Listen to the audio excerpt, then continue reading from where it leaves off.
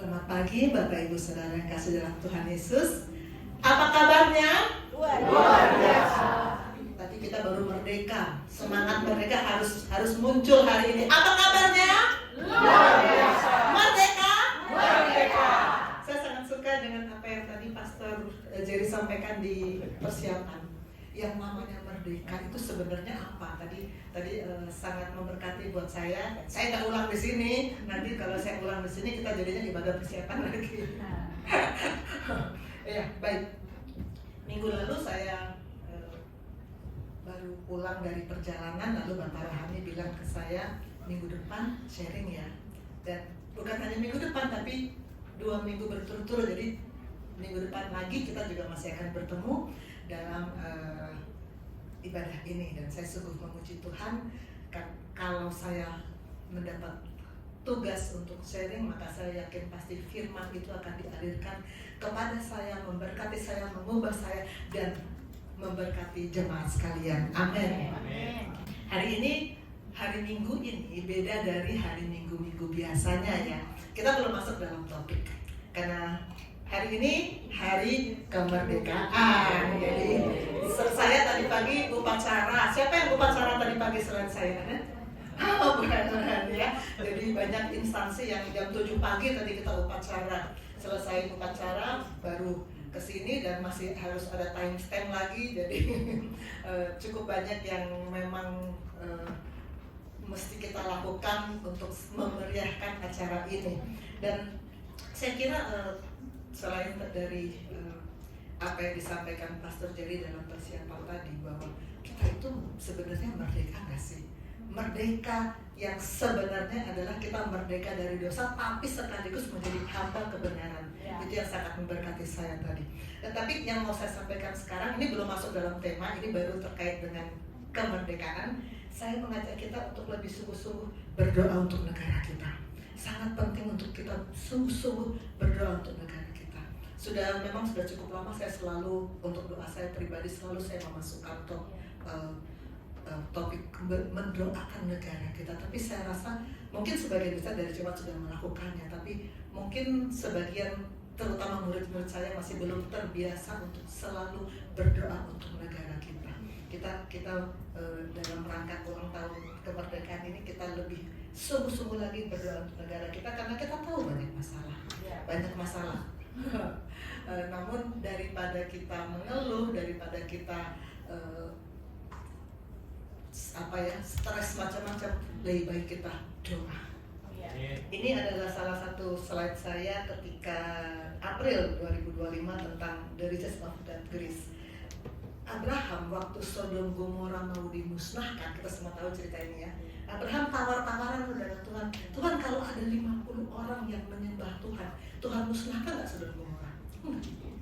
Ditawar lagi, kalau 45, kalau 40, kalau 30, akhirnya 10. Kalau 10 menyembah Tuhan, Tuhan musnahkan nggak Sodom Gomora? Enggak, tapi ternyata nggak sampai 10. Sedangkan kita di Indonesia ini lebih dari 50. Jemaat Gesim aja sudah berapa? Yang sungguh-sungguh berdiri di atas firman, yang menopang negara ini supaya Tuhan tetap mengasihi negara ini, memberkati negara ini. Mari kita sungguh-sungguh menopang negara dalam doa. Ini ada renungan dari Iman ke Iman di 14 Agustus belum lama, dan ini memberkati saya. Jangan meremehkan doa-doa Anda. Di 1 Timotius 2:1-2, Paulus berkata, pertama-tama aku menasihatkan, naikkanlah permohonan, doa syafaat dan ucapan syukur untuk semua orang, untuk raja-raja dan semua pembesar, supaya kita bisa hidup tenang dan tenteram dalam segala kesalehan dan kehormatan. Kalau kita mau hidup nyaman di negara ini, doakan pemerintah kita. Doakan pemerintah kita. Ini saya perbesar alinea pertama. Ayat itu sangat jelas, bukan? Petunjuknya gamblang. Namun bahkan di hari-hari yang rusuh ini, ketika bangsa kita sangat membutuhkan panduan Tuhan, sebagian besar umat Tuhan tidak melakukan perintah yang terdapat pada ayat itu. Kenyataannya memang begitu. Mengapa? Saya yakin sebabnya ialah kebanyakan dari kita ditimbun oleh masalah yang kita lihat sekitar kita. Bagaimana mungkin doa-doaku dapat menyusutkan utang nasional, pikir kita. Bagaimana imanku dapat mempengaruhi kebijakan luar negeri negaraku. Dengan kata lain, kita gagal berdoa karena kita gagal menyadari betapa ampuhnya doa kita dapat mempengaruhi negara itu. Apakah doa kita ampuh mendoakan negara ini? Kalau kita orang benar, pasti doa kita ampuh. Saya akan memperbesar alinea terakhir. Saya mendesak Anda untuk memanjatkan doa syafaat. Itulah tanggung jawab Anda sebagai pemercaya, melibatkan diri Anda dalam urusan negeri Indonesia ini. Allah menginginkan negara Indonesia yang besar ini, dan satu-satunya cara supaya dia mendapatkannya adalah melalui para dutanya, Anda dan saya. Kita adalah duta-duta kerajaan Allah untuk bangsa ini. Pastikan kita selalu berdoa bagi bangsa ini tiap hari. Jangan sekali-kali meremehkan kekuatan doa kita untuk mengubahkan dunia dan khususnya mengubahkan bangsa ini. Mari kita mulai kembali doa tiap hari untuk bangsa ini. Amin. Itu tadi masih belum masuk dalam topik, dan ini juga masih belum masuk dalam topik. Saya karena minggu lalu tapi bilang sama saya, bagaimana perjalanan kesaksiannya, bagaimana? Oke, 2,5 minggu lebih dikit ya, saya dengan Arya dan Talita menempuh perjalanan, dan ada hal yang saya lihat berbeda ketika saya masih di Gereja Lama, belum tertanam di Gesim ini, dalam melakukan perjalanan. Saya memang senang untuk berjalan, melihat-lihat negara orang, melihat-lihat hal-hal baru, dan memang sekali setahun sejak saya kerja di rumah sakit yang sekarang, memang saya punya grup yang memang selalu senang untuk sekali setahun jalan keluar. Dan sebelum masuk di jemaat ini, saya itu kalau jalan keluar itu selalu dengan grup teman-teman, jadi nggak bawa keluarga. Jadi, karena teman-teman juga begitu, sama, kita lebih menikmati pertemanan kita tanpa bawa keluarga. Suatu saat itu kebetulan pas kita masuk di Gesim ini tahun 2015, Talita ngomong gini, Mama keliling-keliling dunia, kami keliling-keliling rumah. Saya dengar tuh, langsung terasa di hati saya, ya ampun, selama ini saya memang nggak pernah bawa anak-anak karena saya pikir kan masih kecil, belum ngerti gitu ya. Jadi sejak saya bergabung di sini, maka perjalanan saya selalu bersama keluarga. Tahun lalu kan dengan Bapak Rohani, bahkan ya dengan Talita kita ke Fair Island. Ya dengan suami. Kalau kemarin bapaknya anak-anak ada urusan di rumah sehingga tidak ikut perjalanan. Apa yang saya lihat berubah? Pertama, persekutuan pribadi dengan Tuhan. Waktu saya dengan grup teman-teman, dan saya belum dimuridkan di sini, dalam sepanjang perjalanan bolong-bolong dari yang namanya saat teduh, bolong-bolong banget. Dan kemarin waktu kita dalam perjalanan yang kemarin barusan, saya tanya sama Arya, mana Arya? Kita sudah jalan berapa hari? 4 hari. Arya apa? Arya tiap hari baca firman seperti biasa. Jawabnya apa? Bolong-bolong. Nah, mulai lagi Arya ke koas-koasan. Selalu istilah koasan bolong-bolong. Seringkali kita kalau dalam perjalanan kita persekutuan pribadi dengan Tuhan bolong-bolong karena acaranya tidak seperti biasa. Tapi dalam perjalanan sejak saya dimuridkan di Gesim ini, saya selalu persekutuan pribadi dengan Tuhan tidak boleh hilang. Dan bukan cuma persekutuan pribadi, juga persekutuan keluarga. Di keluarga kami, sejak saya anak-anak di rumah mama papa saya, kami selalu ada doa malam keluarga. Saya kira nggak semua keluarga, kalau saya tanya-tanya ya, nggak semua keluarga rutin mengadakan itu. Tapi kami rutin. Tapi selama perjalanan itu sering hilang. Namun kemarin sudah beberapa tahun terakhir, terutama sejak saya dimuridkan di sini, kita tetap adakan doa keluarga. Kalau misalnya terpisah, papa anak-anak di Jakarta, kita Zoom. Memang sejak pandemi ya, Zoom itu sesuatu yang kita baru kenal, tadinya kan nggak ada. Jadi dengan adanya Zoom, maka persekutuan keluarga tetap bisa kita lakukan walaupun kita terpisah-pisah jarak. Kita berusaha tetap, dan saya mengajak kita semua untuk yang belum rutin persekutuan keluarga, giatkan persekutuan keluarga, sangat penting, sangat penting. Kalau yang orang tua di daerah, ajak persekutuan keluarga. Sekarang ada Zoom. Dan satu lagi adalah ibadah gereja. Ibadah gereja juga sering hilang loh kalau kita perjalanan dalam karena acaranya biasanya kan tapi sejak beberapa tahun terakhir kita perjalanan kita yang atur sendiri. Tahun lalu dengan Bapak Rohani bahkan kita mengadakan ibadah, kita nggak ke gereja di negara itu, tapi kita mengadakan ibadah gereja di negara kita, dan kita terhubung dengan Indonesia. Kita Zoom ya Pastor ya waktu itu ya, jadi tetap kita adakan ibadah gereja.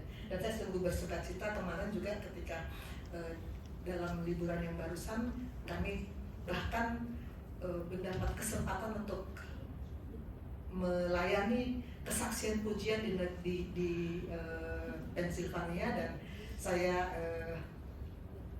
sungguh bersuka cita Talita nyanyi di gereja itu, dan saya mau mengundang Talita maju, boleh nggak nyanyikan lagi lagu yang kemarin di agak kesini ya, ya biar masuk TV.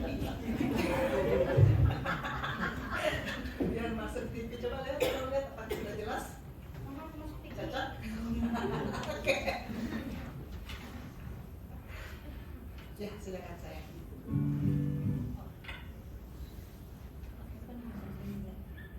Pakai kesaksian dulu singkat. Shalom, selamat pagi semuanya. Mereka, mungkin buat yang belum kenal,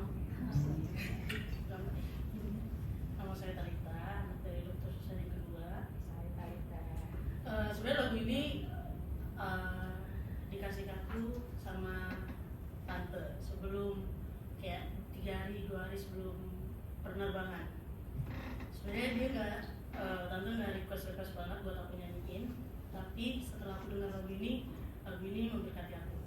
Lagu ini mengingatkan aku bahwa di setiap kondisi hidup aku Tuhan itu baik.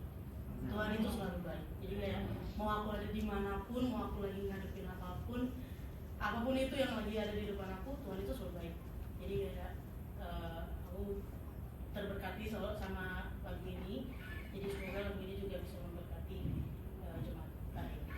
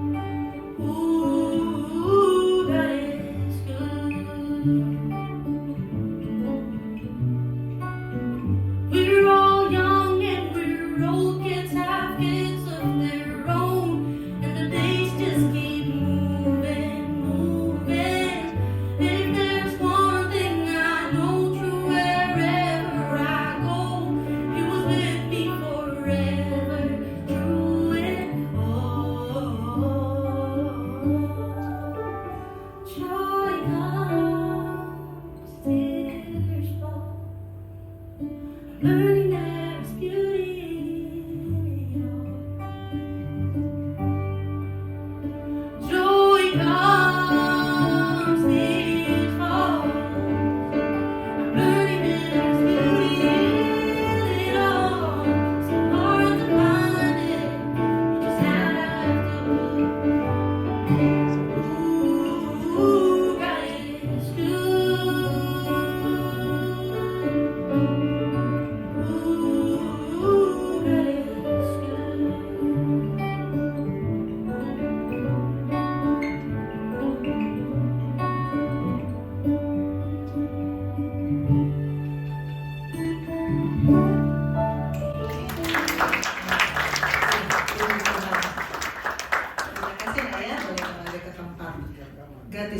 Tuhan memang baik.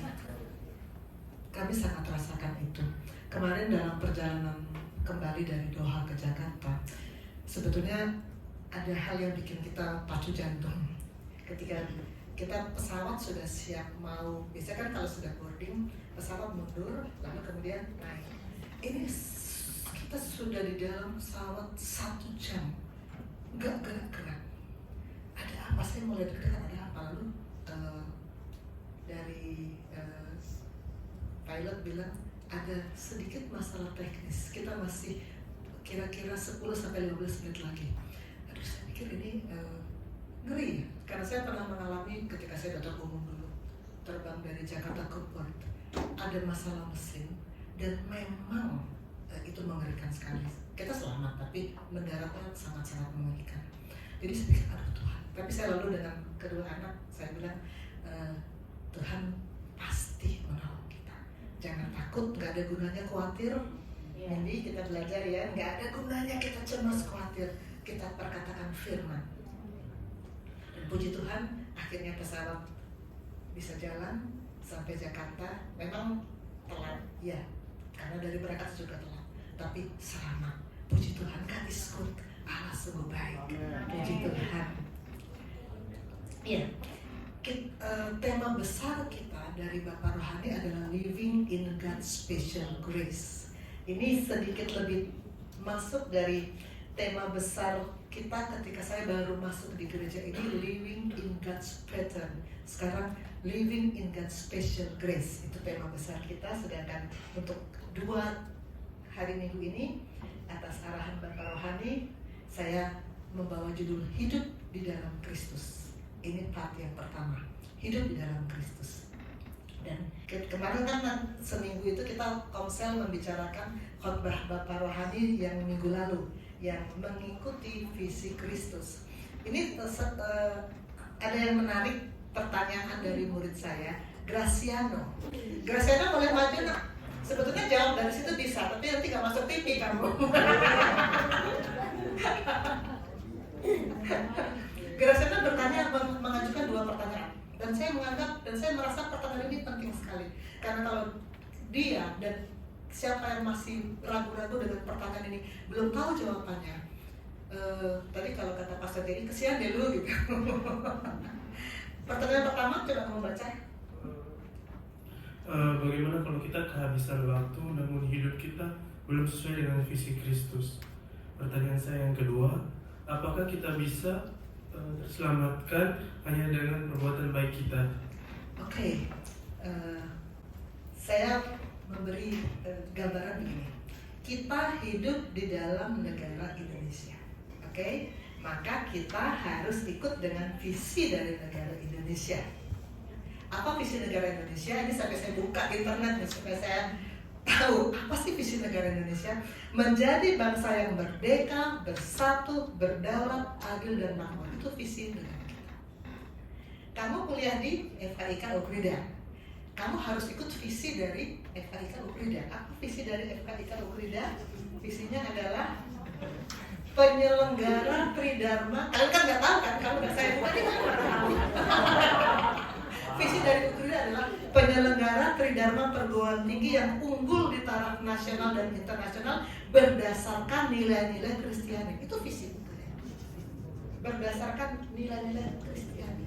Karena itu saya mengajak kalian untuk program-program kerohanian, karena itu visi dari kampus kalian. Kalau kita bicara tentang nilai-nilai Kristiani, itu bukan agama Kristen Protestan, Kristen Katolik, bukan. Itu bukan aliran-aliran agama. Apa sih kekristenan yang diajarkan Pastor Rio dalam permodulan? Izin dokter, Kristen yang diajarkan Pastor Rio itu kehidupan yang dibangun dalam pengenalan akan Tuhan yang diperoleh dari hubungan kita dengan Kristus. Kamu ngerti nggak apa yang kamu bilang? Jadi yang penting adalah hubungan. Jadi kamu sudah terima Yesus sebagai Tuhan dan Juru Selamat, oke. Tapi hubungan tiap hari dengan Tuhan itu harus ada. Itu untuk membuat kamu punya nilai-nilai Kristiani. Makanya saya punya banyak program untuk murid-murid saya supaya tetap ada hubungan dengan Bapa di surga. Sekarang kita masuk di hidup dalam Kristus, jadi hidup di negara Indonesia, hidup di kampus pendidikan, hidup di dalam Kristus, maka harus ikut visi Kristus. Nah, ini yang kemarin kita bahas di Komsel, visi Kristus. Kita hidup di dalam Kristus, tema hari ini harus ikut visi Kristus. Ini adalah visi Kristus yang paling utama dari Bapak Rohani, visi kekal Kristus. Visi utama dari Tuhan Yesus Kristus yang diperlihatkan kepada Rasul Yohanes adalah petunjuk dari kasih dan karya penebusan Allah yang Maha Agung untuk apa? Kembali bersekutu. Itu visi utama Kristus, untuk bisa kembali bersekutu dengan manusia. Karena itu, untuk menjawab pertanyaan kami yang pertama, bagaimana kalau kehabisan waktu, artinya kita belum lagi masuk dalam visi Kristus, Tuhan sudah panggil kita, begitu ya? Kamu mulai deg-degan ya? Jawabannya apa? Ini yang kemarin Bapak Rohani share di WAG Geshin ya. Kita sedang berjalan, dan di satu titik kita memang harus memilih, atau bukan kita memilih dalam perjalanan, tapi di satu titik kita tidak harus ada di salah satu, yang lurus atau yang belok ke bawah. Itu artinya kalau kita sudah mendapat gelar terbaru yaitu almarhum. Kalau kita sudah dapat gelar almarhum, maka kita mau nggak mau hanya bisa kedua pilihan. Pertama, pilihan kekekalan bersama Allah, kedua pilihan kekekalan bersama yang bertanduk berekor itu. Kalau kita dalam perjalanan ini belum masuk dalam visi Kristus, maka minta maaf. Nggak bisa negosiasi, nggak bisa sokok menyogok. Kalau belum masuk dalam visi Kristus, maka kita akan masuk di bawah sih. Untuk bisa masuk, nah pertanyaan kedua, apakah saya bisa diselamatkan dengan perbuatan baik? Sebetulnya semua kita di sini, sebetulnya menurut saya sudah tidak saatnya lagi untuk menanyakan itu. Karena semua nutrisi rohani yang tiap hari minggu datang jelas mengatakan kepada kita, perbuatan baik tidak akan menyelamatkan. Yang menyelamatkan hanya satu, Kristus. Jadi kalau kamu melewati Kristus, kamu akan menuju pada kehidupan kekal bersama Kristus. Tapi kalau kamu tidak mengambil visi Kristus, kalau kamu hidup dalam visi dunia, visi kamu sendiri, kamu akan Oke, jadi jawaban dari pertanyaan kamu terjawab? Ngerti betul? Pastor Ferry juga sudah jawab sih panjang lebar, cuman saya mau jawab lagi supaya saya yakin dia mengerti. Jangan mau yang jalan ke bawah ya. Mau yang jalan ke bawah? Enggak mau sih ya. Jangan bolong-bolong baca firman ya. Oke, silakan dulu. Ya, baik, sekarang kita masuk dalam nats pembimbing dari topik hidup dalam Kristus. Nats pembimbing kita adalah Yohanes 15 ayat 4. Saya undang kita untuk berdiri. Bangkit berdiri, kita hormati firman. Kita perkatakan bersama-sama Yohanes 15 ayat 4, 1, 2, 3. Tinggallah di dalam aku dan aku di dalam kamu, sama seperti ranting yang tidak dapat berbuah dari dirinya sendiri kalau ia tidak tinggal pada pokok anggur. Demikian juga kamu tidak berbuah jika kamu tidak tinggal dalam aku. Silakan duduk Bapak Ibu Saudara. Tinggal dalam Kristus berarti hidup dalam Kristus. Kita akan mulai dari what. Kemungkinan sih karena kita ada 2 sesi, kita akan menyelesaikan what pada hari ini, dan minggu depan kita akan masuk pada what, why, dan how. Baik, kita akan seperti yang selalu saya ingat pesan Bapak Rohani, kalau belajar teks harus baca konteks. Maka kita akan baca konteksnya, Yohanes 15:1-8, kita baca bersaut-sautan. Saya akan baca ayat yang ganjil, Bapak Ibu Saudara baca ayat yang genap. Pokok anggur yang benar. Akulah pokok anggur yang benar dan Bapakkulah pengusahanya.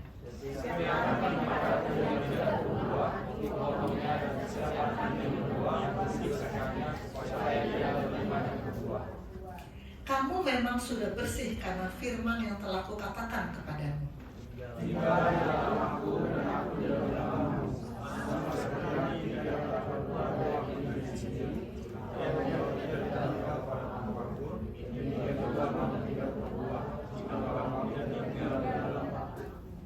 Akulah pokok anggur dan kamulah ranting-rantingnya. Barang siapa tinggal di dalam aku dan aku di dalam dia, ia berbuah banyak. Sebab di luar aku kamu tidak dapat berbuat apa-apa. Barang siapa yang tinggal dalam aku, ia berbuah seperti hati dan diri. Kemudian aku berkata-kata dan kata-kata dalam hati lalu mengatakan. Jikalau kamu tinggal dalam aku dan firman-Ku tinggal dalam kamu, mintalah apa saja yang kamu kehendaki dan kamu akan menerimanya. Dalam inilah kamu dimuliakan, yaitu kamu berbuah banyak dan dengan demikian kamu adalah murid-murid. Amin, puji Tuhan. Ini sebetulnya Yohanes 15 ini sebetulnya subspesialisasi dari Pastor Cakra. Beliau kebetulan hari ini tidak hadir, masih di Singapura ya Pastor ya. Tapi karena ditugaskan oleh Bapak Rohani, saya memberanikan diri untuk ikut sharing di Yohanes 15 ini. Dan memang ini ayat perikop yang sangat penting menurut saya, karena betul-betul menjelaskan kepada kita bagaimana untuk tinggal di dalam Kristus. Ayat 1, akulah pokok anggur yang benar dan Bapakkulah pengusahanya. Pokok anggur yang benar. Kalau ada yang benar, berarti ada yang tidak benar. Selain pokok anggur yang benar, ada pokok anggur yang tidak benar. Kita merasa sudah terhubung dengan pokok anggur. Yakin nggak itu pokok anggur yang benar? Apakah selama ini, saya kan sudah sebelum masuk di sini, saya sudah pindah-pindah gereja. Apa segitu baik yang konvensional maupun yang karismatik, saya sudah lewat. Saya mencari di mana saya bisa betul-betul tertanam dan didewasakan. Dan apakah saya yakin kalau kita tertanam di pokok anggur yang tidak benar, kita akan begitu-begitu aja. Kita tidak dewasa rohani. Kita akan tetap hidup sama seperti pola dunia. Saya bertanya kepada murid saya, apakah sudah menempel pada pokok anggur yang benar? Kemudian jawaban murid saya, oh iya dokter, saya sudah dibaptis, sudah disidi gitu ya. Jadi kalau sudah dibaptis, sudah disidi, rasanya sih sudah menempel pada pokok anggur yang benar. Terus saya tanya begini biasanya, bagaimana dengan hidup kamu? Apakah kamu penuh dengan keluhan? Apakah kamu merasa bolak-balik jatuh bangun, naik turun, maju mundur? Apakah kamu dikuasai oleh habit of sin? Orang dunia marah, kita juga marah. Orang dunia omong kotor, kita juga omong kotor. Orang dunia bohong, kita juga bohong. Kalau untuk mahasiswa yang paling dosa yang paling populer di mahasiswa apa? Nyontek. Orang dunia nyontek, ya semua juga nyontek. Saya pernah waktu mahasiswa dulu, masih mahasiswa kedokteran kayak mereka. Saya udah cerita belum ya? Yang di kepaniteran anestesi belum ya? Itu kita dikasih kami dikasih bocoran soal, semua dikasih, nggak bayar, nggak dikasih. Nanti kita mau ujian besok, dikasih bocoran soal. Saya bilang dalam hati saya nggak mau nyontek, saya nggak mau baca bocoran soal karena saya tahu itu salah, saya tahu itu dosa. Saya nggak mau terima, semua teman saya terima, saya nggak mau terima. Dan saya sungguh-sungguh belajar. Jadi apakah kita bisa nggak nyontek kalau orang lain semua nyontek? Bisa.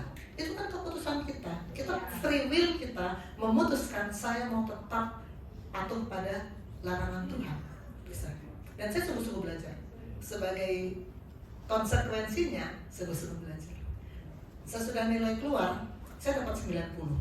Teman-teman yang nyontek banyak yang dapat 100. Tapi apakah saya lalu merasa, aduh kenapa gak nyontek? Enggak. Saya senang dengan 90 saya karena itu memang nilai saya yang benar. Yang nyontek itu kan bukan nilainya. Dan bukan masalahnya adalah saat kita melakukan dosa, kita sedang melawan Allah. Itu yang kemarin saya sharingkan.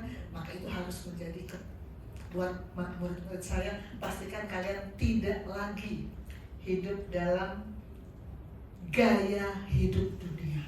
Kalau gaya hidup kita masih gaya hidup dunia, maka kita menempel bukan pada pokok anggur yang benar. Kalau gaya kita masih gaya dunia, kita menempel pada pokok anggur yang tidak benar. Lalu kalau kita menempel pada pokok anggur yang benar, gaya kita gaya apa? Gaya hidup kerajaan. Gaya hidup kerajaan. Ya, ini di permodulan mahasiswa Pastorio sudah menjelaskan gaya hidup kerajaan itu ada di Matius 5:6-7. Matius 5:6-7. Saya harap sih ke murid-murid saya dan kita semua, ini juga sudah saya sharingkan 2 tahun yang lalu dalam 3 sesi berjudul Priority. 3 sesi kita bicara terus tentang khotbah di bukit, tentang prioritas hidup kita, dan saya harap kita semua di sini sudah sungguh-sungguh membaca dan melakukan gaya hidup kerajaan itu dalam hidup kita. Ini adalah Tuhan Yesus ketika khotbah di bukit, dan saya mau panggil maju murid saya, Ella, majulah menjawab pertanyaan dari kursi bisa, tapi nanti apa? Nggak masuk TV. Ella ini waktu kemarin sharing, dia sharing bagus sekali tentang sebelum masuk IPD Kocer, dia punya satu sifat daging yang gampang mengeluh, gampang komplain ke Tuhan. Tuhan kok begini, kok begini, kok begini. Apa yang kamu sharingkan kemarin? Baik, jadi saya mau sharing kalau sebelum saya dapat pengalaman iman di sini, biasanya hidup saya itu misalnya minggu lalu apa yang saya mau Tuhan kasih, tapi minggu depan apa yang saya mau belum tentu Tuhan kasih. Dan di situ ada sifat yang kayak senang sekali bertanya, kenapa sih Tuhan udah kayak gini, kenapa sih Tuhan harus begini. Saya terlalu banyak bertanya kenapa tanpa saya tuh ambil waktu untuk mengerti maksud Tuhan sebenarnya apa tujuan Tuhan saya diberikan posisi seperti itu. Ya, dan yang saya katakan, saya komentari ketika konser adalah iman Kristen yang dewasa tidak akan tanya lagi, Tuhan kenapa begini? Iman Kristen yang dewasa akan berkata, Tuhan walaupun aku menjalani yang Tuhan izinkan, aku pasti bisa jalani bersama-sama dengan Tuhan. Jadi jangan lagi gampang mengeluh. Bangsa Israel sepanjang perjalanan dari Mesir ke Kanaan mengeluh terus, akhirnya apa? Berputar-putar 40 tahun di padang gurun dan semua binasa kecuali 2 orang. Siapa tuh 2 orang itu? Yosua dan Kaleb. Ya. Nah, gaya hidup kerajaan, apakah Ella sudah membaca yang dipesankan Pastorio Matius 5:6-7? Sudah. Baca semua? Puji Tuhan. Apa sih nilai-nilai kerajaan? Coba Ella baca. Kelihatan di situ? Yang pertama ada ucapan berbahagia, yang kedua garam dan terang dunia, yang ketiga Yesus dan hukum Taurat, 4 hal memberi, 5 hal berdoa, 6 hal berpuasa, 7 hal mengumpulkan harta, 8 hal kekhawatiran, 9 hal menghakimi, 10 hal yang kudus dan berharga, 11 hal pengabulan doa, 12 jalan yang benar, 13 hal pengajaran sesat, dan 14 2 macam dasar. Ini slide pengajaran Pastorio. Jadi ketika permodulan dengan koas, salah satu ini ketika bicara tentang posisi yang mulia, menemukan posisi yang mulia. Jadi kalau kita punya posisi yang benar, maka kita akan bisa menarik turun nilai-nilai kerajaan dalam kehidupan kita. Dan kalau ini akan kita dapatkan kalau kita terhubung dengan pokok anggur yang benar. Kalau kita terhubung dengan pokok anggur yang benar, maka hidup kita akan menarik turun nilai-nilai kerajaan ini ke dalam kehidupan nyata kita. Tapi kalau kita tertempel dengan pokok anggur yang tidak benar, maka yang ada adalah hidup yang penuh dengan keluhan, jatuh bangun, habit of sin yang tidak ada habis-habisnya, dan kita akan terus-menerus bayi rohani. Kalau udah lahir baru, bayi rohani. Kalau belum lahir baru, ya apalagi, sama sekali tidak dikenal oleh kerajaan surga. Oke, terima kasih Ella, silakan duduk. Hanya orang-orang yang membawa nilai-nilai kerajaan yang dapat menghadirkan kerajaan Allah di bumi. Kalau kita tertempel pada pokok anggur, terhubung dengan pokok anggur, kita akan terus-menerus mendapat nutrisi dari pokok anggur. Maka tanpa dipaksa, saya senang Pastor Jerry selalu bilang itu, tanpa dipaksa kita akan berbuah. Tanpa kita merengek-rengek, kita akan mendapatkan, dan kita akan menarik turun dari kerajaan dalam hidup kita. Kita tidak lagi hidup dengan gaya hidup dunia, tapi dengan gaya hidup kerajaan. Ayat 2. Setiap ranting padaku yang tidak berbuah dipotongnya, setiap ranting yang berbuah dibersihkannya, supaya ia lebih banyak berbuah. Jadi ada 2 dua model ranting. Ranting yang tidak berbuah diapakan? Dipotong. Ranting yang berbuah diapakan? Dibersihkan. Jadi nggak ada ranting yang disayang-sayang, nggak diapa-apain, enggak. Berbuah, dibersihkan. Ini yang ilmu dari Pastor Cakra sekian waktu yang lalu, pruning. Itu pembersihan yang tujuannya supaya lebih banyak berbuah. Jadi kalau kita bekerja sungguh-sungguh di dalam Tuhan, kita merasa kok ada yang kenapa begini, kenapa begitu, jangan tanya kenapa begini, kenapa begitu.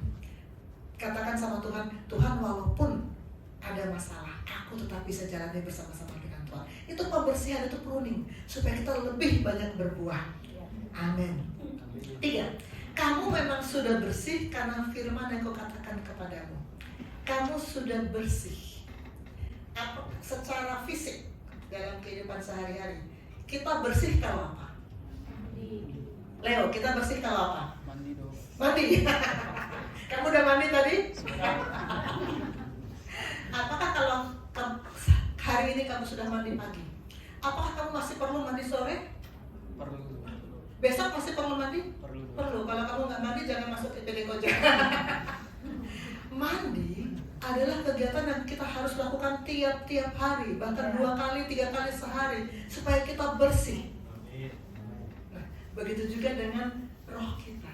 Tuhan katakan kamu sudah bersih karena firman yang katakan kepadamu. Apakah cukup 1 kali? Tidak. Firman harus datang tiap-tiap hari. Firman yang datang tiap-tiap hari itulah yang terus-menerus membersihkan kita. Ini ada ilustrasi air yang muncrat dari sumbernya. Selama air itu memancar, maka kotoran-kotoran nggak bisa terbenam di sekitarnya, nggak bisa. Selalu terbuang. Kalau kita selalu mendapatkan air hidup yang memancar dari kita, kotoran-kotoran tidak akan mengendap dalam hidup kita. Ini saya kembali membawakan sharing yang berkat yang saya dapatkan dari iman ke iman di 3 Agustus. Biarkanlah itu mengalir. Saya perbesar ayat alinea yang keempat. Sudah pernahkah Anda memperhatikan bahwa Anda tidak dapat memasukkan sampah di muara air mancur yang mengalir? Kita nggak bisa masukkan sampah di muara air ini karena apa? Bila itu memancarkan air, desakan dari alirannya sendiri melindunginya dan menjaganya tetap bersih dari kotoran yang berasal dari luar. Jadi kita harus punya air yang mengalir itu. Dari Yohanes 4 ayat 14 Yesus berkata, barang siapa minum air yang kuberikan kepadanya, ia tidak akan haus untuk selama-lamanya. Sebaliknya air itu yang kuberikan kepadanya akan menjadi mata air dalam dirinya yang terus-menerus memancar sampai kepada hidup yang kekal. Ini belum lama Bapak Rohani sharingkan di WA group dengan bahwa kita harus terus-menerus mendapatkan firman supaya kita bisa terus-menerus memancarkan dan kotoran-kotoran itu nggak mengendap dalam hidup kita. Alinea terakhir, pilihlah untuk memelihara agar kekuatan itu mengalir keluar dari air mancur hati Anda. Jangan biarkan keserakahan dan dosa menghentikan aliran itu. Anda mempunyai air mancur yang penuh dengan kekuatan hidup yang tidak terkalahkan dalam diri Anda, dan itu siap untuk mengalir ke depan. Biarkanlah itu mengalir. Kuncinya apa? Firman. Firman yang kita dapat tiap-tiap hari akan membuat air itu mengalir dan membersihkan kita dari segala kotoran-kotoran, dari segala dosa yang bisa dosa itu menghalangi doa kita naik kepada Tuhan dan menghalangi Tuhan turun tangan untuk menolong kita. Amin. Kita masuk ke ayat 4. Tinggallah dalam aku dan aku dalam kamu. Sama seperti ranting tidak dapat berbuah dari dirinya sendiri kalau ia tidak tinggal pada pokok anggur, demikian juga kamu tidak berbuah jika kamu tidak tinggal di dalam aku. Kalimat pertama, tinggallah dalam aku dan aku dalam kamu. Ini adalah ketika kita diajarkan oleh Pastor Yo tentang mencari kemuliaan yang hilang. Kita pada bagian kedua, posisi yang mulia, menemukan kembali posisi yang mulia. Maka Pastor Yo menjelaskan kepada kami, kepada murid-murid saya, posisi yang benar dari orang percaya, dari anak Tuhan adalah tinggal dalam aku dan aku dalam kamu. Itu posisi yang benar. Selama kita dalam posisi yang benar, kita aman. Kita aman. Ini ilustrasi dari Bapak Rohani, saya nggak lupa ini antara hiu dan singa. Hiu adalah raja di lautan. Semua takut sama hiu. Banyak film-film hiu makan segala manusia jadi korban. Selama dia ada di laut, dia perkasa. Tapi kalau dia iseng-iseng, aku mau coba yang lain, aku mau coba piknik ke darat, naik dia loncat ke darat, apa yang akan terjadi? Mati pasti mati. Kalau dia keluar dari lingkungan yang seharusnya, dia akan mati. Sebaliknya, raja hutan, singa di hutan paling berkuasa, semua takut sama singa. Manusia juga takut kalau ketemu singa. Tapi kalau singa tiba-tiba iseng-iseng bilang begini, aku mau menantang hiu, aku mau terjun ke dasar laut mencari hiu, aku mau tanya sama dia, mana yang lebih kuat, saya atau kamu? Terjunlah singa ke dasar laut. Apa yang terjadi? Nggak usah dia berantem sama hiu ya, dia akan mati sendiri. Dia keluar dari lingkungannya, dia akan mati. Begitu juga kita. Lingkungan kita, posisi kita yang sebenarnya adalah di dalam Tuhan dan Tuhan di dalam kita. Kita keluar dari itu, kita mati. Kita mati. Keluar dari itu berarti kita kehilangan visi Kristus. Bagaimana tadi Graciano, kalau kita tidak hidup dalam visi Kristus, kita akan mati. Yang ke bawah tadi, yang ke bawah. Jangan mau ya, yang ke bawah ya. Saat kita lahir baru. Ini slide ini sebetulnya sudah saya munculkan di sharing saya yang sebelum ini. Saat kita lahir baru, kita direposisi. Yang tadinya kita bolong-bolong baca firman, bahkan sebagian koas dengan jujur bilang sama saya, dokter saya nggak pernah ke gereja, sudah bertahun-tahun saya nggak pernah ke gereja. Saya nggak bisa bayangkan hidup seperti itu, tapi itu kenyataan. Saya sendiri sebelum masuk di sini, saya juga pernah bersaksikan. Saya pernah 3 tahun tidak baca firman. Ke gereja sudah gereja, tapi 3 tahun saya nggak baca firman. Saat kita lahir baru, kita direposisi, dikembalikan pada posisi yang benar. Yang tadinya di luar firman menjadi masuk kembali hidup di dalam firman. Di dalam Yohanes 15 ayat 4 tadi, tinggallah dalam aku dan aku dalam kamu. Kita kembalikan pada posisi yang benar. Kalau mau lebih jelas lagi di ayat 7 masih diulang dan lebih jelas lagi karena saya merenungkan begini, kalau kita bilang saya tinggal dalam Yesus, kan Yesus nggak kelihatan. Saya pernah cerita itu di sini ya. Lalu apanya? Tinggal dalam Kristus itu artinya apa? Tinggal dalam firman, karena Yesus adalah firman. Yohanes 1 ayat 1. Kamu tinggal dalam aku, firmanku tinggal dalam kamu. Artinya firman itu harus terus-menerus ada di hati kita, di pikiran kita. Artinya kalau pagi kita, saya selalu berkata kepada murid-murid saya, mulai hari dengan firman. Memang kita bisa saat duduk malam, tapi nanti kalau pagi hari kita tidak bertemu firman, yang menemani kita sepanjang hari siapa? Satunya lagi kan? Akhirnya nanti masuk divisi yang ke bawah tadi kan? Mulai hari dengan firman. Sepanjang hari yang ada di pikiran kita, firman yang tadi pagi kita baca. Di hati kita firman. Maka kalau ada pasien mengeluh, langsung kasih firman. Kalau ada teman mengeluh, langsung kasih firman. Itu adalah salah satu bukti kalau firman ada dalam kita. Dengan sangat mudah kita melepaskan firman untuk memberkati orang lain. Karena firman selalu memberkati. Tinggal dalam aku dan firmanku tinggal dalam kamu. Maka itu adalah posisi yang seharusnya bagi orang percaya. Dan kalau itu terjadi, kita masuk pada posisi yang benar, maka kita akan punya sudut pandang. Ini sudah saya sampaikan sih pada sharing yang sebelum ini. Kita akan punya sudut pandang juga dibenarkan sesuai dengan sudut pandang Allah. Posisi kita sudah benar, maka kita lihat sama dengan apa yang Allah lihat. Kita pikir sama dengan apa yang Allah pikir. Tindakan kita pun, keinginan kita pun sama dengan apa yang Allah inginkan. Itu yang akan membuat kita hidup di dalam Tuhan, hidup di dalam Yesus. Tadi kalimat pertama, tinggal dalam aku dan aku dalam kamu. Sekarang kalimat kedua, Sama seperti ranting tidak dapat berbuah dari dirinya sendiri kalau ia tidak tinggal pada pokok anggur, demikian juga kamu tidak berbuah kalau kamu tidak tinggal dalam aku. Di ayat 2 tadi dikatakan ranting yang tidak berbuah diapakan? Dipotong. Nah, supaya berbuah, di ayat 4 dikatakan supaya kita berbuah kita harus apa? Tinggal dalam Yesus. Tinggal dalam Yesus. Kita lanjut ke ayat 5. Akulah pokok anggur dan kamulah ranting-rantingnya. Barang siapa tinggal dalam aku, tinggal dalam Yesus, dan aku di dalam dia, firman di dalam kita, ia berbuah banyak. Sebab di luar aku kamu tidak dapat berbuat apa-apa. Ini ada dua posisi, dua pilihan. Mau di dalam Yesus atau mau di luar Yesus. Kalau di dalam Yesus kita akan berbuah banyak. Sedangkan kalau di luar Yesus kita tidak bisa berbuat apa-apa. Masa banyak orang yang di luar Yesus tapi hidupnya sukses juga, kaya juga, ujian juga bagus nilainya gitu ya. Itu sudut pandang dunia. Oh, dia berhasil di luar Yesus tapi berhasil, itu sudut pandang dunia.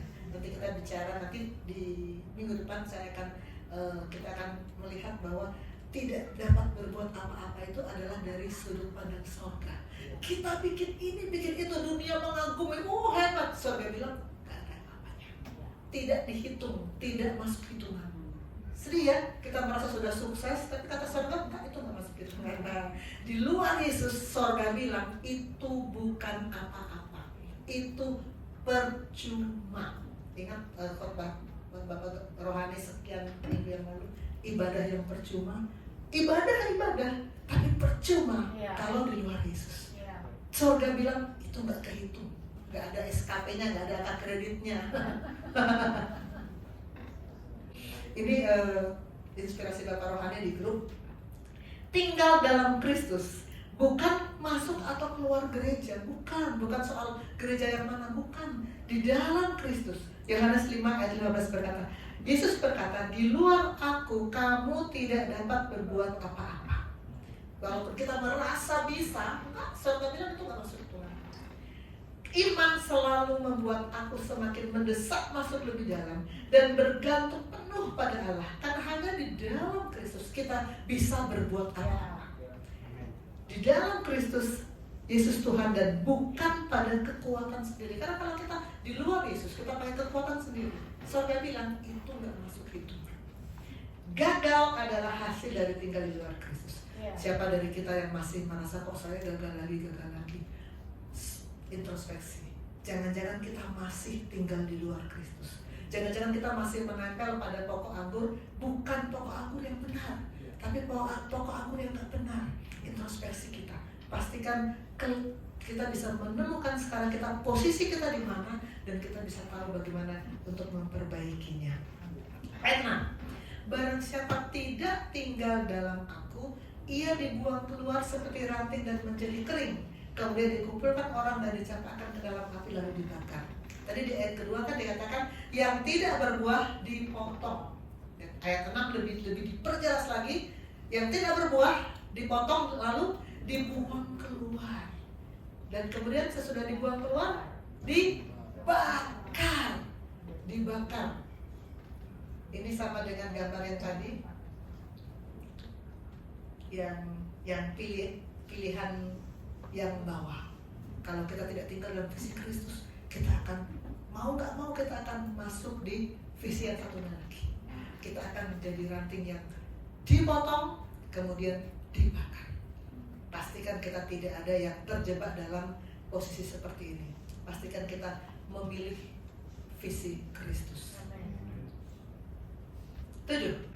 Jikalau kamu tinggal dalam aku dan firmanku tinggal dalam kamu, mintalah apa saja yang kamu kehendaki dan kamu akan menerimanya. Ini ayat yang sangat populer, ini sangat sering buat saya bawa ke pasien, karena seringkali kita bilang ke pasien, Bapak Ibu sakit sudah lama, sudah berdoa tiap hari minta sembuh, tapi belum sembuh juga. Padahal dalam ayat ini dikatakan, mintalah apa saja yang kamu kehendaki dan kamu akan menerimanya. Berarti ayatnya nggak terjadi dong. Karena seringkali orang tidak melihat bagian A-nya. Syaratnya tinggal dalam Kristus dan firman-Nya tinggal dalam kita. Mintalah apa saja yang kamu kehendaki. Ini pernah ditawarkan, ini pernah saya sharingkan juga beberapa sharing sebelum ini. Pernah ditawarkan Allah kepada Salomo, Raja Salomo. Di 2 Tawarikh 1 ayat 7, di 1 Raja-Raja 3 ayat 5, Allah pernah bilang kepada Salomo, mintalah apa yang hendak aku berikan kepadamu. Bayangkan betapa luar biasa tawaran itu. Allah yang maha kuasa, semua punya Dia, apapun Dia bisa lakukan, tiba-tiba bilang sama Salomo, mintalah apa yang aku berikan kepadamu. Aduh, enak banget kalau tiba-tiba ada yang nawarin begitu sama kita ya. Wow. Tapi ternyata tawaran itu juga diberikan Tuhan kepada kita. Dalam Matius 7 ayat 7 ada tawaran itu. Mintalah maka akan diberikan kepadamu. Carilah maka kamu akan mendapat. Ketuklah maka pintu akan dibukakan padamu. Tawaran itu ada. Tapi apakah setiap kita selalu Tuhan kasih? Kok ternyata enggak sih gitu ya. Ini dalam komsel kemarin Wensi sharing tentang ini. Ayo Wensi maju. Maju supaya apa? Supaya masuk TV. Oke, bagaimana Wensi kamu merasa ada janji Tuhan, mintalah apa yang akan diberikan kepadamu, tapi kok nggak selalu terjadi dan akhirnya apa jawaban yang kamu dapatkan? Mungkin dulu ya dok ya, itu lumayan ayat favorit saya dokter. Jadi kayak oh ya kita minta apa saja yang kita mau. Tapi setelah dari yang minggu lalu dikatakan oleh Pastor Papi bilang Pastor Papi sama Papi bilang kayak kita harus loh tahu visinya Tuhan. Mungkin saya dulu belum tahu visinya Tuhan, bahkan belum mengenal visinya Tuhan itu apa. Jadi saya kurang bisa, kurang tahu, kurang paham, dan apapun yang saya minta belum tentu dikasih. Padahal harusnya kita tinggal di dalam Dia gitu. Ya, yang sering kali membuat orang percaya kecewa adalah Tuhan kan janji, mintalah maka akan diberikan kepadamu. Tapi kok nggak dikasih? Kan saya sudah minta, kok nggak dikasih? Ternyata kita selalu, kebanyakan orang percaya selalu lupa dengan bagian pertama, bagian A dari ayat 7 tadi. Kita harus tinggal dalam Dia dan firman-Nya harus tinggal dalam kita baru. Karena kenapa? Kalau firman-Nya tinggal dalam kita, maka yang kita pikirkan akan selaras dengan pikiran Tuhan. Ya. Yang kita inginkan akan selaras dengan yang Tuhan inginkan. Ya. Maka Dia pasti kasih. Coba kita berdoa, Tuhan tolong agar pada hari ini pasien yang aku temui bisa aku berikan firman. Pasti kita akan ketemu dengan orang yang mengeluh, lalu kita kasih firman, lalu kita doakan, lalu dia bersuka cita. Itu Tuhan pasti kasih, karena itu maunya Tuhan. Ya. Tapi kalau kita minta yang suka-suka kita, Tuhan, aku mau ke sana, Tuhan ikut aku ya. Seringkali begitu kan ya. Tuhan hari ini rencanaku, aku mau melakukan ini. Berkati ya Tuhan ikut aku. Kan seringkali begitu kita. Nah, yang terjadi, kita seringkali menganggap Tuhan itu yang ikut kita. Walaupun kita bilang, kita ikut Yesus, Tuhan gembalaku. Tapi pada kenyataannya, kita lebih banyak suka-suka sendiri. Ya. Kita harus berubah. Oke, Mensi, terima kasih. Silakan duduk.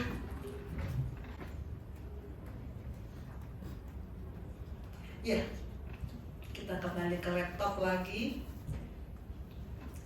Jikalau kamu tinggal dalam aku dan firmanku tinggal dalam kamu. Jadi itu yang harus terus kita pastikan, posisi kita berada di dalam Tuhan dan firman-Nya terus berada di dalam kita, maka kita akan selaras dengan surga. Maka Tuhan pasti kasih apa yang kita inginkan, karena sama dengan keinginan Tuhan.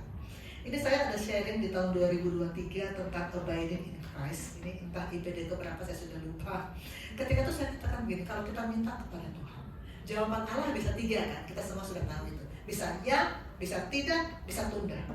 Supaya jawaban Allah menjadi ya, kita kan kayaknya jawabannya ya. Kita kan enggak. Kalau boleh Tuhan jangan tidak. Tapi supaya ya bagaimana? Yang tadi, yang Yohanes 15 ayat 7. Dan satu lagi masih Rasul Yohanes, tapi ini pada suratnya yang dia sampaikan kepada anak-anak rohaninya di 1 Yohanes 5 ayat 14. Ini juga ayat yang pernah diberikan Bapak rohani kepada saya. Dan inilah keberanian kita percaya kepadanya, yaitu bahwa ia mengabulkan doa kita jikalau kita meminta sesuatu kepadanya menurut kehendaknya. Itu kuncinya. Ini kehendak Tuhan bukan? Kalau sesuai dengan kehendaknya, maka Dia akan memberikan. Pastikan kita tidak minta yang menurut keinginan kita, tapi pastikan kita meminta menurut keinginan Bapa di sorga. Amin. Ayat yang terakhir, dalam hal inilah Bapakku dipermuliakan, yaitu jika kamu berbuah banyak dan dengan demikian kamu adalah murid-muridku. Ini pohon anggur yang berbuah banyak. Tuhan mau kita berbuah banyak, bukan berbuah sedikit, bukan berbuah satu. Kan waktu itu sudah satu. Aku melakukan sesuatu untuk Tuhan, aku sudah sudah pernah jadi singer, sudah cukup. Aku sudah pernah jadi WL, sudah cukup. Tuhan maunya berbuah banyak, bukan berbuah satu. Dan dengan demikian kita adalah murid-muridnya. Dengan berbuah banyak orang akan melihat kita adalah murid. Dan apa yang Tuhan inginkan dari berbuah banyak, dari menjadi murid, Bapa dipermuliakan. Bapa dipermuliakan karena segala sesuatu adalah dari Dia, oleh Dia, dan kepada Dia. Bagi Dialah kemuliaan sampai selama-lamanya. Itu yang Tuhan mau. Tuhan mau kita berbuah.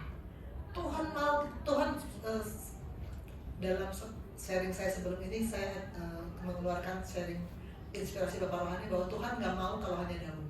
Tuhan gak mau kalau hanya daun. Tuhan mau kita berbuah.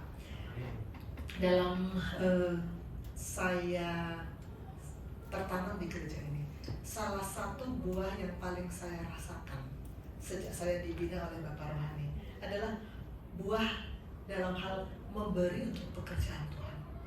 Tadinya saya selalu bilang saya sudah sering cerita. Tadinya saya sangat berat memberi untuk pekerjaan Tuhan, tapi sejak saya dimuridkan di sini, saya sangat bersuka cita kalau bisa memberi untuk pekerjaan Tuhan. Dan di tanggal 7 Agustus, ini kembali dari Iman ke Iman. Hari ini saya ada banyak mengutip dari Iman ke Iman. Judulnya giatkan daya imajinasi. Mudah-mudahan saya bacakan ayat pemimpinnya. Dan Allah sanggup melimpahkan segala kasih karunia kepada kamu. Allah sanggup melimpahkan segala kasih karunia kepada kamu, supaya kamu senantiasa berkecukupan dalam segala sesuatu dan malah berkelebihan dalam berbagai kebajikan. Ini janji Tuhan. Janji Tuhan, Dia sanggup. Dulu saya sebelum masuk ke sini, saya selalu merasa pas-pasan. Ya, karena orang tua saya juga bukan orang kaya. Memang pas-pasan. Dan rasa pas-pasan itu membuat kita jadi pelit sama Tuhan. Tapi kita lihat bagian alinea pertama dari inspirasi ini. Jika Anda berhasrat memberi, namun kesulitan keuangan menahan Anda untuk melakukannya, Anda mungkin akan merasa heran untuk mengetahui bahwa yang Anda butuhkan bukan lebih banyak uang, tapi yang Anda butuhkan ialah terobosan rohani. Anda perlu mengambil firman Tuhan dan menghancurkan khayalan-khayalan tentang kemiskinan dan kekurangan dalam diri Anda. Anda perlu menggantikannya dengan pandangan mengenai kecukupan Tuhan. Maka lebih banyak hal, termasuk uang, akan datang. Ini betul-betul saya alami. Tadinya saya merasa, aku nih miskin sih enggak, tapi pas-pasan banget lah. Tapi sejak saya memutuskan, saya mau hidup dalam janji Tuhan, Tuhan mengalirkan berkatnya selalu melimpah. Puji Tuhan. Teruslah merenungkan firman Tuhan. Pada akhirnya Anda akan diubahkan oleh pembaruan pikiran Anda. Bila itu terjadi, kesulitan keuangan tak akan sanggup menghambat Anda lagi. Apakah kita bisa percaya dengan janji Tuhan ini? Apakah kita bisa percaya dengan 2 Korintus 9 ayat 8 yang mengatakan Allah sanggup melimpahkan segala sesuatu? Bisa percaya? Jangan, karena percaya ada 2 ya. Percaya yang seperti iblis juga percaya kok. Iblis juga gemetar, tapi tidak mempercayakan. Kalau kita bilang saya percaya, maka kita mempercayakan hidup kita, maka kita berani mengambil langkah. Berani mengambil langkah untuk saya mau hidup dalam janji Tuhan, saya mau hidup dalam visi Tuhan, saya mau hidup dalam Yesus, maka kita akan mengalami karena Tuhan tidak pernah ingkar janji. Tuhan selalu menepati janjinya. Amin. Kita akan masuk dalam why minggu depan. Kita juga akan masuk dalam how minggu depan. Karena saya yakin waktunya sudah habis buat saya hari ini. Kita konklusi hidup dalam Kristus untuk part pertama ini. Pertama, kita harus memiliki visi Kristus. Kita sudah mendapat visi Kristus di minggu lalu dari Bapak Rohani. Sepanjang minggu ini dalam Komsel, kita harus memiliki visi Kristus. Kedua, kita harus tinggal dalam Dia. Kita sudah membaca sepanjang Yohanes 15 menjelaskan dengan sangat detail apa artinya tinggal dalam Dia. Dan ketiga, Tuhan mau kita berbuah banyak. Tuhan dan mau kita cuma sekedar daun-daun, tapi Tuhan mau kita berbuah banyak. Mari kita berdoa. Bapa di surga, terima kasih firman-Mu sudah datang dan kami percaya firman-Mu tidak akan kembali dengan sia-sia. Anugerahkan firman-Mu Tuhan mengubahkan hidup